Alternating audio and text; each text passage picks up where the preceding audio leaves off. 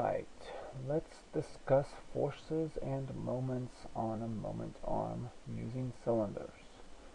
I've already mated the cylinders, except this back one. SOLIDWORKS does not let you do multiple flexible mates for some reason, probably because it doesn't know which cylinder should position the arm, so it doesn't know which one takes precedence. So just mate one of them and have the other one just kind of sit there limply. Alright, so let's find out how much force is applied at the target, or how much can we. So this is an 01 Bimba cylinder, and that's a 7/16 bore, which at, let's give it 80%.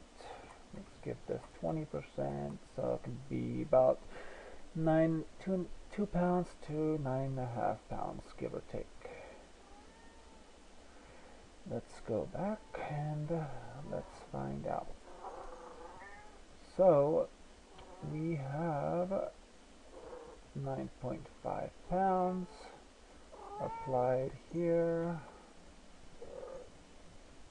and let's just make it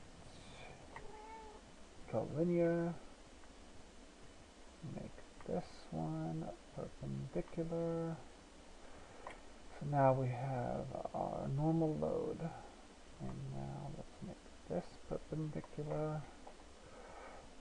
That doesn't work because this force is larger than the applied force, which doesn't make sense. So it has to be perpendicular to that one.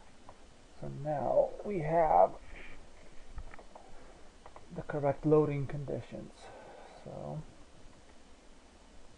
this is going to be about 9.5 pounds, and we have 2 cylinders, so we have 19 pounds acting on the moment arm.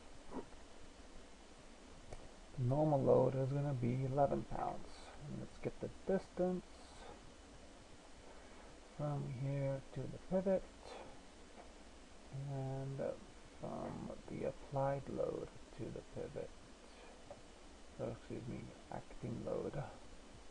Come on, no, it doesn't want to do it. So let's make a load for the target. This is going to be perpendicular. This is going to aim at the target, and this is going to be perpendicular to that, because this load is going to be larger than the load on the target, but this load has to be smaller than the normal force. So let's get that measured out. So let's get the distance, and let's make the equation. Doesn't want me to do that. Here we go.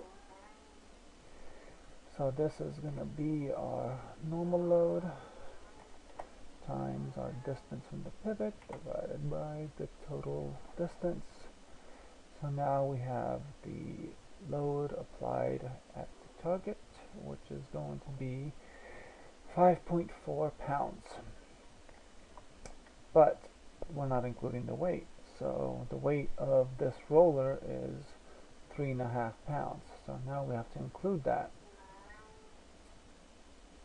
So this is going to be 3.5 pounds, so 3.5 divided by 10, and this is going to be perpendicular,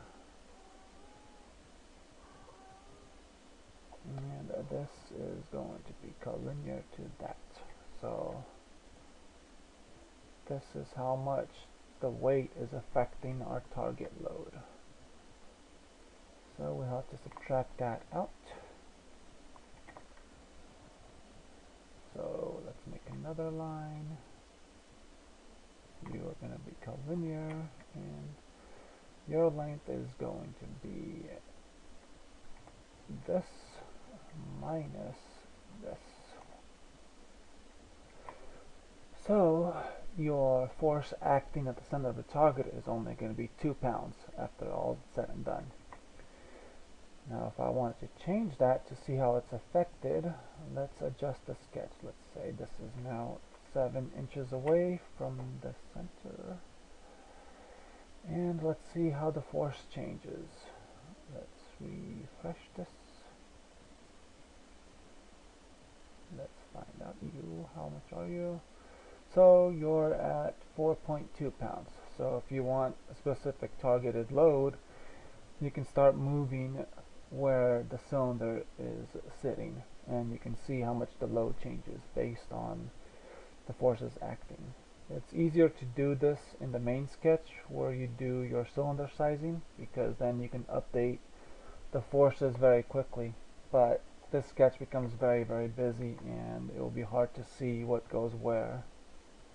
And that's how you do your loads and combining it with your cylinders. But see how I changed everything? And so that means I'll have to change where this pivot is. So this is 4.610. Let's make you 4.610.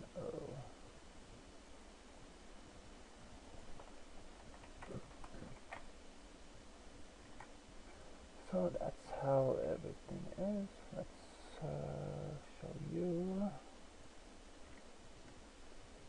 So now we have where the cylinder is going and how the forces are being applied.